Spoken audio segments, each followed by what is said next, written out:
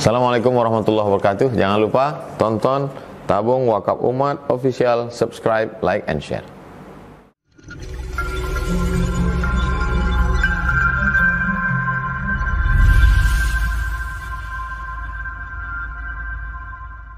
Lafaz huruf A itu diganti dengan na. Mohon penjelasannya, Ustaz. Langsung. Demikian pertanyaan saya. Assalamualaikum warahmatullahi wabarakatuh. Waalaikumsalam warahmatullahi wabarakatuh. Saya sholat subuh pakai mazhab Syafi'i. 5 berbunyi jahar, 5 sir, 2 balik jahar.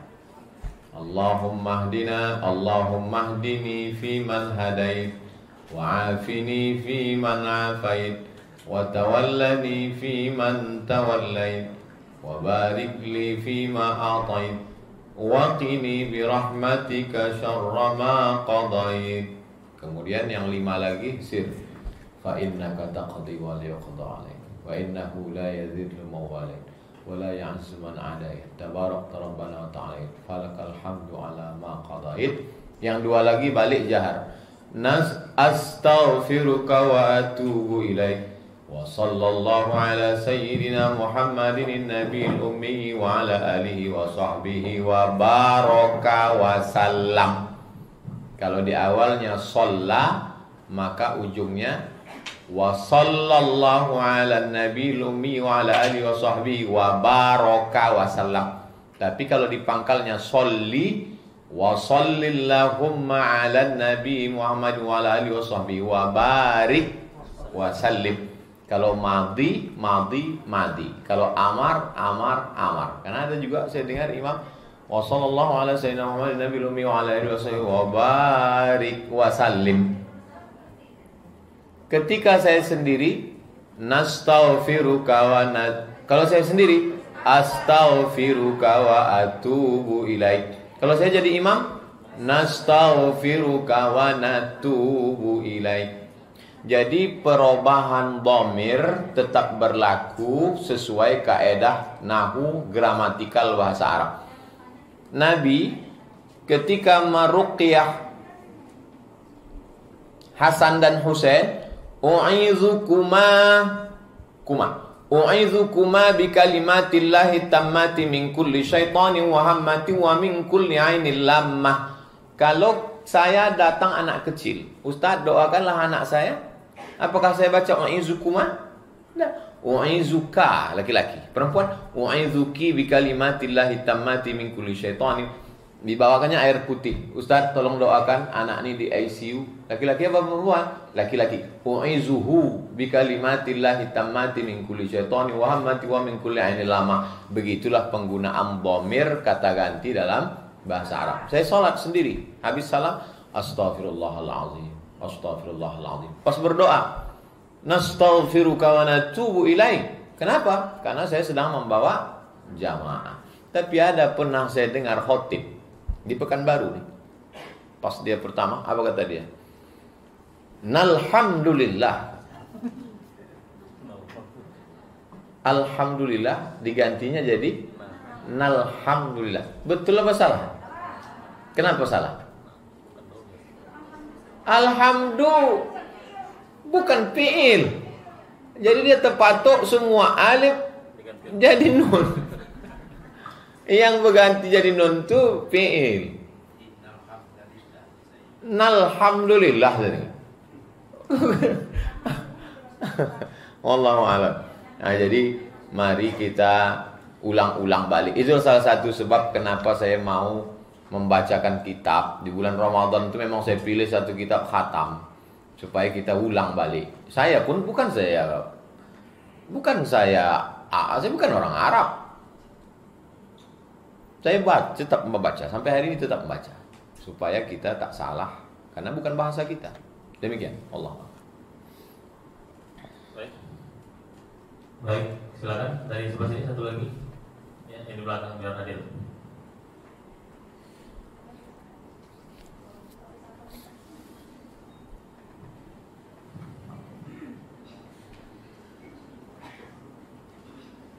Assalamualaikum Assalamualaikum warahmatullahi wabarakatuh. Waalaikumsalam. Perkenalkan, nama saya Lydia Putri Moblisa. Saya admin Madu Umi Putri. Saya di sini ingin bertanya, Ustadz.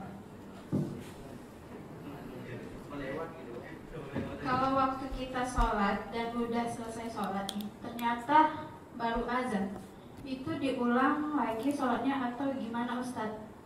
Mohon dijawab pertanyaan saya. Terima kasih. Wassalamualaikum warahmatullahi wabarakatuh. Waalaikumsalam. Inna salata kanat 'alal mu'minina kitaban mawquta. Sesungguhnya salat bagi orang beriman itu sudah ada waktu yang ditetapkan. Kalau keluar maka salat itu qadha. Tidak ada salat sebelum masuk waktu. Maka fungsi azan dua. Pertama, memberitahu masuk waktu, karena waktu itu tak ada jam tangan, tak ada jam dinding, tak ada jam handphone. Dari mana orang tahu masuk waktu? Dari azan. Yang kedua, mengajak, mengimbau untuk datang ke masjid. Makanya kalau kita buat pengajian dari maghrib ke isya, bahannya berlebih, tetap stop azan untuk ngasih tahu orang bahwa waktu sudah masuk. Tidak ada sholat sebelum masuk waktu. Sekarang tidak ada orang azan sebelum masuk waktu. Kenapa? Karena semua sudah punya jam dinding. Tapi dulu ada orang memulai azan waktu belum masuk. Itulah yang menjadi illat, sebab ada hadis mengatakan ketika makanan ada di mulut terdengar azan, maka selesaikanlah makanan. Karena ketika itu azannya dimulai, waktunya belum masuk. Azan itu nanti pas di ujung, Allahu Akbar, la ilaha illallah. Itu maka waktu dia menyebut di awal tadi Allahu Akbar belum masuk, makanan itu sedikit habiskan. Tapi yang kuat dalam masalah ini, kalau mendengar azan, muntahkanlah. Dalam kasus sahur Ramadan, maka tiba-tiba terdengar azan, muntahkan. Kenapa? Karena sekarang orang azan waktu sudah masuk. Jangan azan sebelum masuk waktu, karena dikhawatirkan nanti ada orang yang sholat. Dan sekarang ada beberapa masjid yang azan Jumatnya 2 kali. Azan pertama belum masuk waktu, 15 menit sebelum zuhur, 12.15 sudah azan. Karena azan pertama itu untuk memanggil, bukan masuk waktu. Tiba-tiba musafir yang tak paham daerah itu, dia datang, dia dengar azan, dia qabliyah Jumat. Tidak ada qabliyah sebelum masuk waktu. Qabliyah subuh, tak ada sebelum waktu masuk subuh, fajar shadiq. Kesimpulannya, tidak ada sholat qabliyah, tidak ada sholat fardu sebelum masuk waktu yang sudah ditetapkan, subuh, zuhur, asar, maghrib, isya. Wallahu a'lam bishawab. Baik, kita lanjut ke sebelah kanan karena ini barisan campur laki-laki perempuan, satu laki-laki satu perempuan. Ibu itu dulu, kita lady first.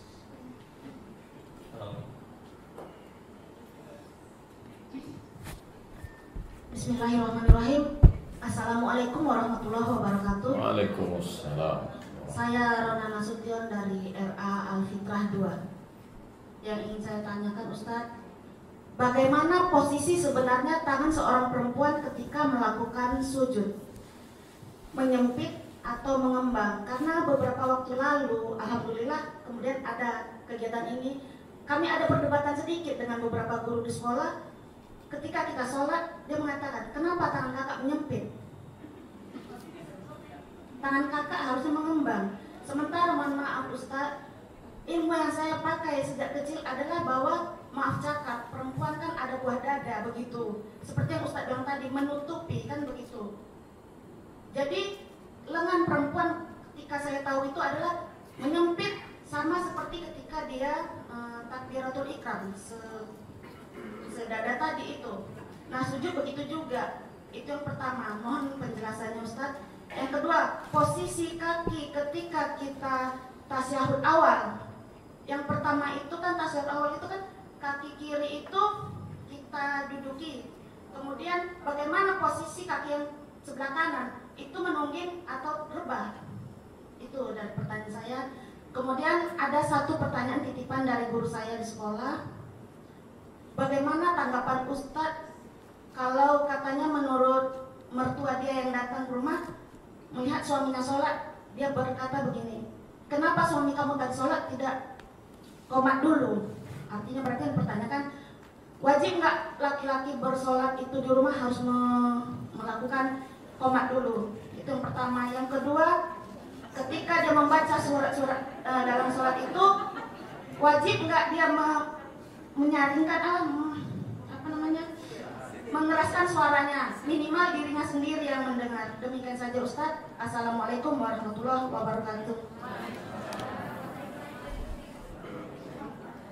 Langsung.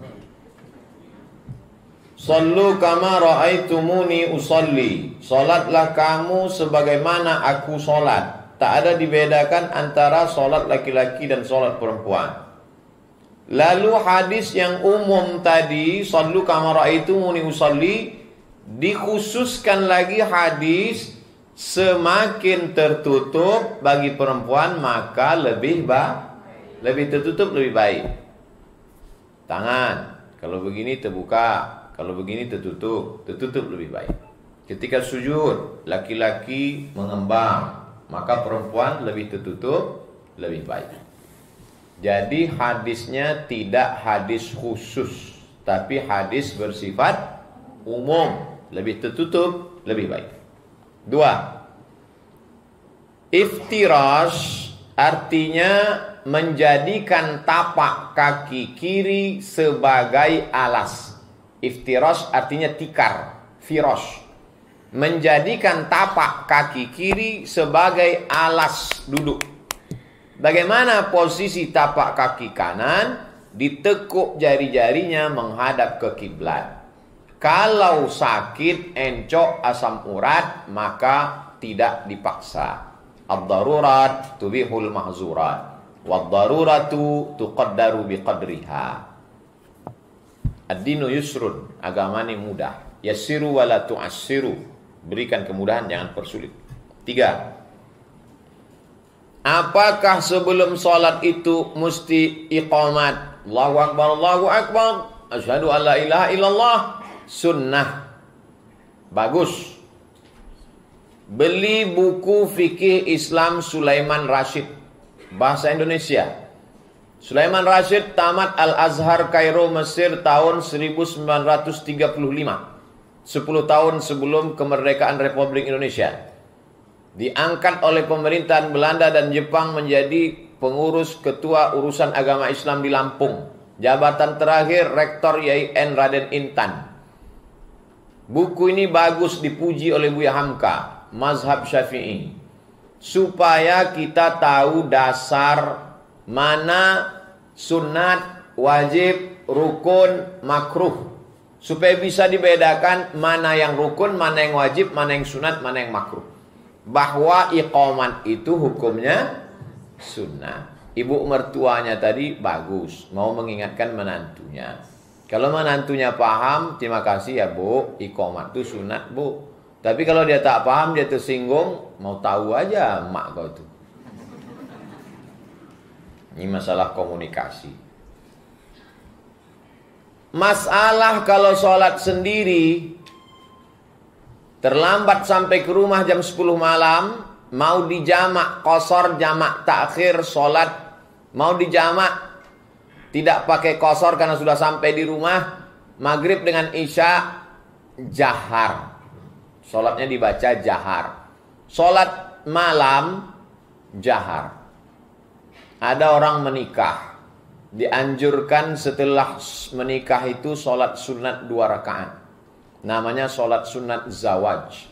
Kalau kebetulan dia akad nikahnya jam 9 pagi, habis walimah jam 2 dia masuk ke kamar, maka sholat sunatnya sir. Kalau akadnya habis isya jam 12 malam, maka sholat sunatnya jahar. Ini tentang masalah sir dan jahar. Adapun sholat sunnah, sholat orang sendiri pada zuhur dan asar, maka mulutnya bergerak. Namanya hamsah. Hamsah itu seagak-agak didengar telinga sendiri. Hadisnya diriwayatkan Khabbab ibnul Arth, sahabat Nabi. Tabi'in bertanya, karena mereka tak pernah jumpa sama Nabi. Ya Khabbab, apakah Nabi itu kalau sholat sir mulutnya bergerak? Kata Khabbab, ya. Dari mana kau tahu mulut Nabi itu bergerak? Kata Khabbab, bittirabi lihyatih, karena aku tengok jenggotnya bergerak. Jenggotnya bergerak karena dagunya bergerak. Dagunya bergerak karena mulutnya membaca. Allahu Akbar. Allahumma ba'id. Bismillahirrahmanirrahim. Alhamdulillah. Jangan sholat diam aja. Jangan sholat diam. Hapur baju. Walaupun sholat sendiri, tapi kalau sampai didengar orang di sebelah, tashwish, mengganggu, makruh. Jangan gara-gara ini nanti habis sholat zuhur, Allahu Akbar.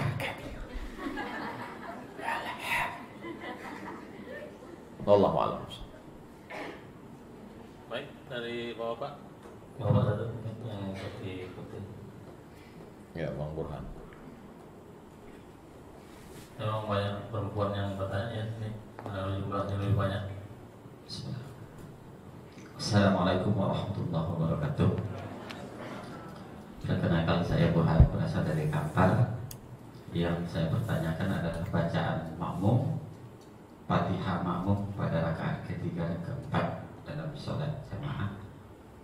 Karena ada sebagian imam bacaan Fatihahnya terlalu cepat, sehingga ketika makmum baru membaca iyyaka na'budu wa iyyaka nasta'in, imam sudah ruku. Apakah makmum melanjutkan bacaan sehingga dia tertinggal ruku? Karena dia berpendapat la sholata liman lam yaqra bi Fatihatil Kitab. Mohon penjelasannya, Ustaz. Terima kasih. Wassalamualaikum warahmatullahi wabarakatuh. Waalaikumsalam warahmatullahi wabarakatuh. Ini yang ditanyakan Ustadz Burhan adalah nasib makmum kalau imamnya Valentino Rossi. Makanya ada namanya bengkel imam, pelatihan imam. Imam itu membaca seagak-agak hamsah. Bismillahirrahmanirrahim. Alhamdulillah.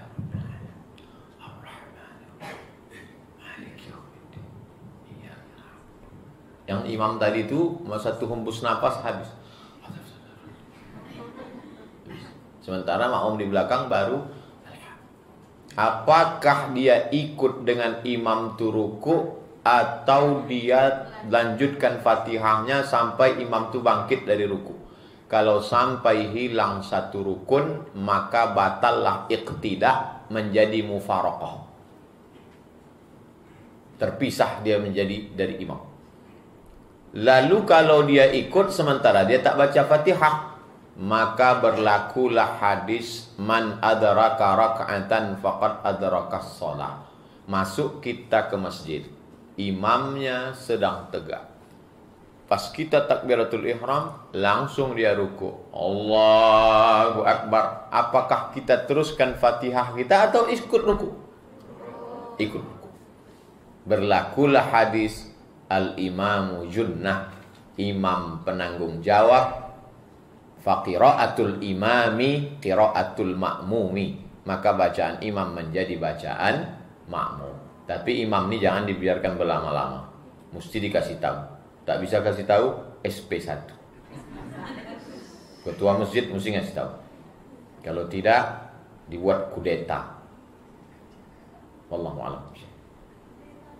Baik, kami kasih Bapak satu lagi. Ini yang pakai mata duluan dia tadi. Maaf. Assalamualaikum warahmatullahi wabarakatuh. Waalaikumsalam warahmatullahi. Perkenalkan Ustaz, nama saya Komarudin Zaman dari Madrasah Uwais Al-Qarni yang posisinya di Jalan Fajar Ujung. Dua pertanyaan Ustaz. Yang pertama, ketika kita gerakan sholat, itu boleh nggak kalau pakai mazhab yang berbeda? Seandainya rukuknya Syafi'i, sujudnya Maliki, misalnya, boleh nggak seperti itu? atau harus satu Syafi'i semua? Gitu. Yang kedua, Ustaz, murid sekolah kami dari SD sampai kelas 6, 1 ke 6 itu cukup banyak dan masjid kami jauh karena dekat gereja sana, sehingga sholat Jumat kami di sekolah, ada masjidnya. Di sekolah ada masjidnya. Tujuan yang lain untuk melatih anak-anak ini supaya diam selama berkhutbah, dan itu alhamdulillah berjalan sampai hari ini. Pertanyaannya, Ustaz, boleh nggak kami sholat Jumat itu anak-anak dari anak kelas 6 sampai ke bawah, tapi khusus laki-laki? Kalau imam sama khutbahnya tentu gurunya, tapi anak pesertanya ini anak-anak, boleh atau tidak? Terima kasih, Ustaz.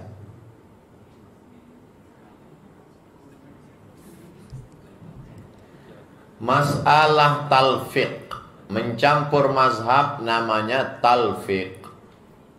Bisa dilihat lengkap pembahasannya dalam Muqaddimah Al-Fiqhul Islami wa Adillatuh Syekh Wahbah Zuhaili, sudah diterjemahkan ke bahasa Indonesia.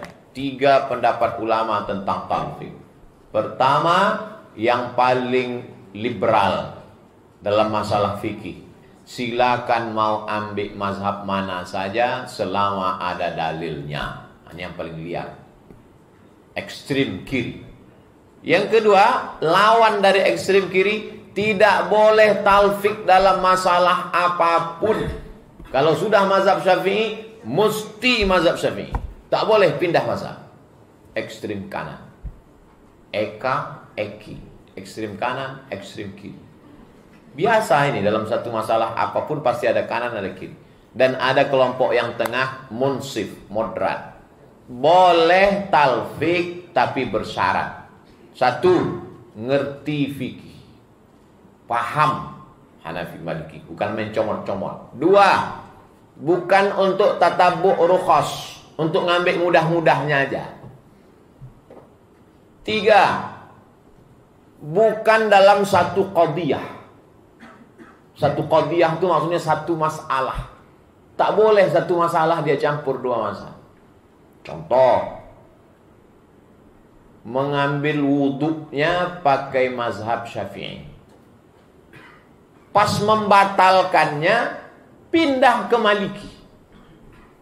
Wuduk dalam mazhab Syafi'i kepala sedikit saja, sah.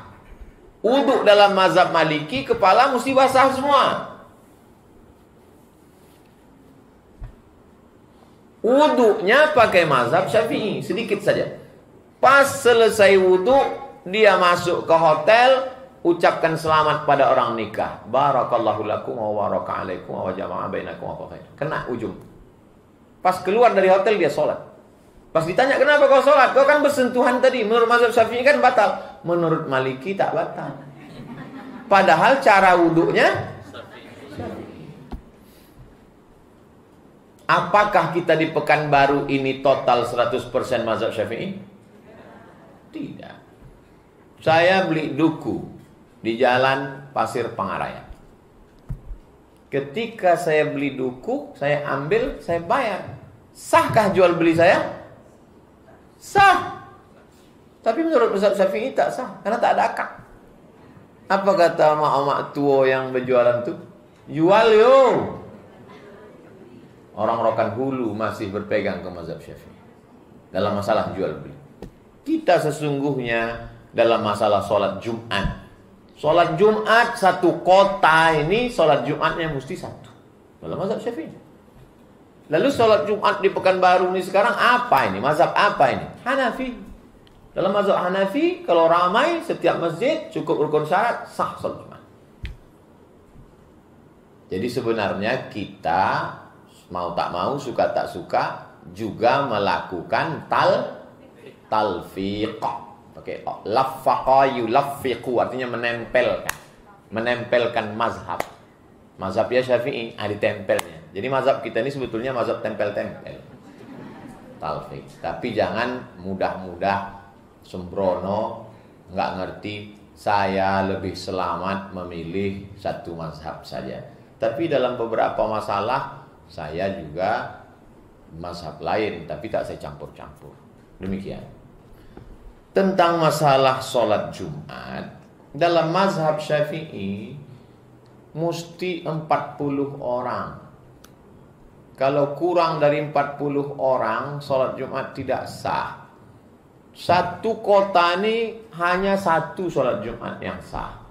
Jadi kalau banyak masjid melaksanakan sholat Jumat, maka setelah selesai sholat Jumat, mereka sholat zuhur lagi, mengganti sholat Jumat yang dikhawatirkan keabsahannya itu.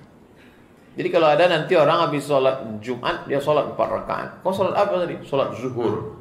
Dia berpegang kepada mazhab Syafi'i. Syafi'i yang asli.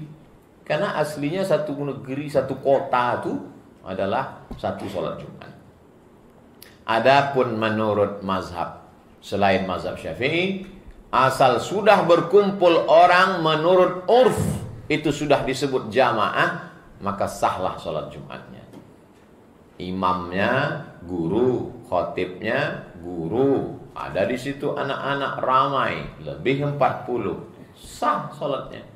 Tak perlu diulang zuhur. Ragu kami guru-guru nih Pak, guru-gurunya ulang sholat zuhur. Kalau ragu, anak-anak itu memang mereka tak wajib. Mereka itu belum akil baligh, belum mukallaf. Maka ibadah mereka itu adalah latihan. Muru auladakum bis shalah, suruh mereka salat wahum sab'a sinin, 7 tahun. Wadribuhum fil ashrah, pukullah dia 10 tahun. Demikian Pak Omaruz Zaman dari Uwais Al-Qarni. Wallahu a'lam. Baik, karena mengingat waktu, kemudian yang bertanya juga, jadi kita tutup, mohon maaf Bu, kita tutup pertanyaan terakhir ini kepada Bapak Kasih Haji Kementerian Agama Kota Palu. Nanti Bapak, Ibu langsung aja ke saya ke depan. Nanti Bu, karena kita terikat. Nah, habis itu Ibu langsung. Terima kasih moderator. Terima kasih Tuan Guru Profesor Dr. K. Haji Abdul Somad LCA. Saya tidak bertanya, cuman sekedar mengingatkan peristiwa lama ketika beliau menjadi guru di salah satu Masjid Muhammadiyah cukup lama, 2 tahun. Beliau tidak mau mencampuri urusan ibadah orang Muhammadiyah dalam konteks ketika menjadi imam.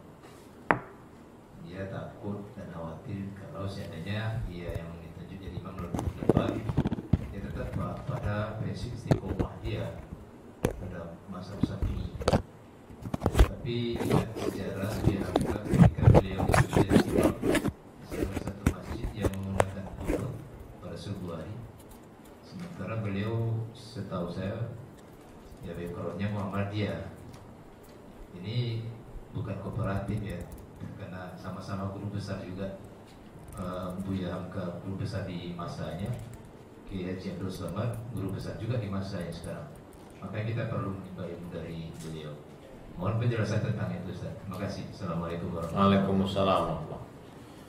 Buya Hamka adalah anak dari Abdul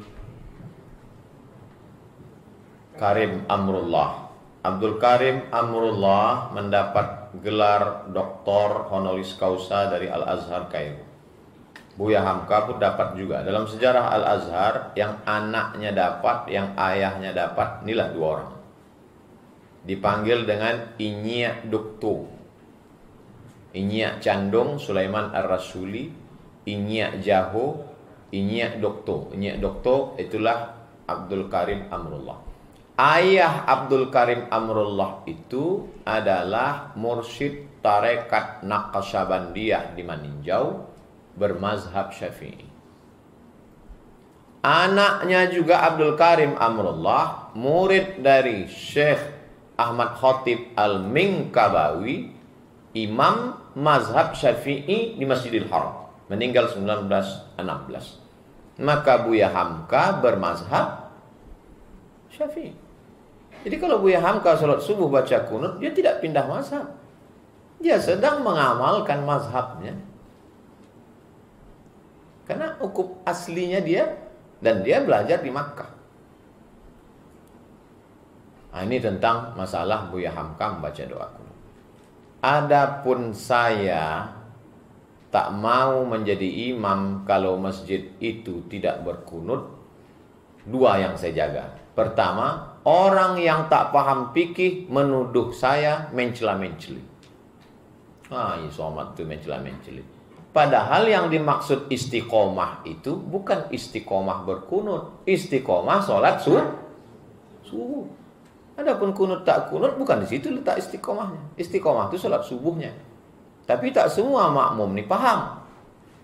Kenapa Buya Hamka waktu diundang ke Jember itu markasnya NU, dia baca kunut. Pertama, karena memang asalnya dia mazhab Syafi'i. Yang kedua, karena dia tak mau gara-gara dia tak berkunut nanti satu Jember itu mengulang sholat subuhnya. Jadi fikih dakwah Buya Hamka luar biasa. Buya Hamka waktu datang ke Suryalaya jumpa dengan Abah Anom, mursyid tarekat Qadiriyah wan Naqsabandiyah, dikasih khirqah. Dalam tarekat ada namanya bai'at talqin zikir. Kalau sudah bai'at talqin dipasangkan khirqah jubah. Cari di Google, tulis di situ. Hamka Abah Anom tarekat. Nampak nanti Buya Hamka dipasangkan khirqah jubah tarekat Qadiriyah Naqsabandiyah. Hamka selama masih Ahlus Sunnah wal Jamaah, maka dia amat sangat lentur. Termasuk masjid, waktu dia jadi imam besar Masjid Blok M, Masjid Al-Azhar, itu Jumatnya azannya sekali azannya. Dia dapat kabar bahwa hari itu akan datang Kiai Haji Abdullah Syafi'i, ayahnya ibu Profesor Dr. Tuti Alawiyah, pendiri BKMT mazhab Syafi'i. Maka hari itu dibuatlah azan 2 kali untuk menghormati tamu. Bagi dia ukhuwah lebih hebat, lebih tinggi daripada fanatisme mazhab. Saya mengefans dengan Buya Hamka. Banyak saya baca-baca tentang biografi dia. Jadi membandingkan saya dengan Hamka itu sama dengan membandingkan sarok-sarok kuaci. Buya Hamka, mudah-mudahan anak-anak cucu kita seperti Hamka. Begitu Bu ya. Allahu a'lam. Baik, kami mohon maaf betul kepada peserta. Kami yakin banyak mungkin pertanyaan-pertanyaan yang ingin disampaikan. Karena mengingat waktu, kami mohon maaf. Demikianlah acara kita, mulai dari tadi penyampaian dari Tuan Guru, kemudian kita lanjutkan dengan tanya jawab. Nanti setelah ini ada door prize dan foto bersama. Untuk menutup acara resmi ini, kami mohon kepada Tuan Guru untuk memimpin doa. Mudah-mudahan dari mulai awal sampai akhir kita di sini bernilai amal yang bisa kita bawa menjadi bekal menghadap Allah. Ilmu yang baik-baik ibu bapak ajarkan ke murid-murid, mengalir pahalanya ke makam Abdul Somad jadi amal jariah. Yang tak baik, ada yang tak sopan, berikanlah maaf. Mungkin umur kita tak panjang, kita tetap bersilaturahim. Kami dari 96 nih bisa pula nanti di masa akan datang membuat kegiatan-kegiatan lagi. Kami sudah buat kegiatan bagi beras, sudah buat kegiatan masuk ke suku Talang Mama. Hari ini berhasil pula membuat kegiatan bedah buku dengan Bapak Ibu Guru. Bagi yang terinspirasi dengan kegiatan ini, buat pula lah alumni-alumni kumpul macam anak 96 ini. Kalau bisa berkumpul buat kegiatan positif, baik. Tapi kalau kumpul hanya untuk CLBK, jangan. Astaghfirullahaladzim. Astaghfirullahaladzim. Astaghfirullahaladzim alladzi la ilaha illa huwal hayyul qayyum wa atubu ilaih. Ila hadratin Nabi Mustafa Muhammad sallallahu alaihi wasallam wa alihi at-tayyibin at-tahirin wa ashabihi al-mayamin wan nabiyyin was-siddiqin wasyuhada was-salihin wal awliya wal malaikatil muqarrabin wa ala hadhihi an-niyyah wa kulli niyatin salihah. Al-Fatihah. A'udzu billahi minasy syaithanir rajim. Bismillahirrahmanirrahim. Alhamdulillahi rabbil alamin arrahmanir rahim maliki yaumiddin. Iyyaka na'budu wa iyyaka nasta'in ihdinas siratal mustaqim siratal ladzina an'amta 'alaihim ghairil maghdubi 'alaihim waladdallin. Amin. Allahumma shalli ala sayyidina Muhammad wa ala ali sayyidina Muhammad. salatan tunjina biha min jami'il ahwali wal afat. Selamatkan kami dari segala malapetaka, bencana dan musibah ya Allah. Wa taqdi lana biha jami'al hajat. Tunaikan segala hajat-hajat baik kami ya Allah. Wa tutahhiruna biha min jami'is sayyi'at. Sucikan kami dari segala dosa silap dan salah. Wa tarfa'una biha 'indaka 'alad darajat. Angkatlah kami pada derajat mulia dalam surga Jannatul Firdaus. Ya qadiyal hajat, wahai engkau yang menunaikan segala hajat dunia hajat akhirat. Allahumma la sahla illa ma ja'altahu sahla wa anta taj'alul hazana idza syi'ta sahla. Allahumma ja'alna min muqimis salati wa min dzurriyyatina. Jadikan kami, anak cucu kami, orang-orang yang menegakkan salat ya Allah. Allahumma rzuqna al-istiqamata 'ala syari'atil gharra' wat tariqatil bayda. Berikan kami istiqamah dalam amal saleh. Allahumma ja'alna minal mutahabbina bijalalik. Kami yang berjamaah ini jadikan bersaudara hanya karena Engkau semata. Allahumma khtim lana bi husnil khatimah wa la takhtim alaina bi su'il khatimah. Rabbana atina fid dunya hasanah wa fil akhirati hasanah wa qina adzaban nar. Sallallahu ala sayyidina wa maulana wa syafi'ina wa dhukrina Muhammad wa ala alihi wa sahbihi wasallam. Walhamdulillahi rabbil alamin. Taqabbalallahu minkum minna wa minkum taqabbal ya karim. Terima kasih segala perhatian. Mohon maaf segala kesilapan dan kekhilafan. Wassalamualaikum warahmatullahi wabarakatuh.